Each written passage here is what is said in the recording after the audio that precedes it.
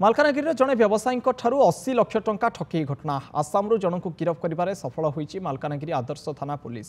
मालकानगिरी सहर तलसाहीर जितेन्द्र पात्र गत सेप्टेम्बर मास 4 तारिख में मालकानगिरी थाना एक अभियोग करथिले। अभियोग मुताबक 2017 मसीह बरगड़ जिला VSS नगर गाँवर देवजीत त्रिपाठी जितेन्द्र पात्र दुकान को आसीथिले। देवजीत त्रिपाठी मालकानगिरी कमडिट ट्रेडिंग नामक एक संस्था खोलिथिबा नै कहिथिले। यासह ट्रेडिंग रे टंका रखिले 3 मासरे 20% टंका अधिक मिलिबो बोली मध्य कहिथिले।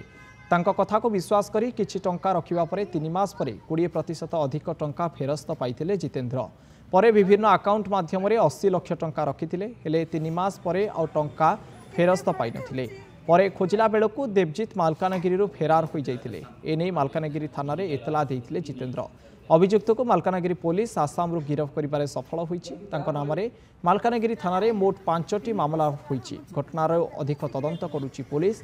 अभियुक्त को कोर्ट चालान करा जिवो बोली मालकानगिरी थाना अधिकारी कहछंती।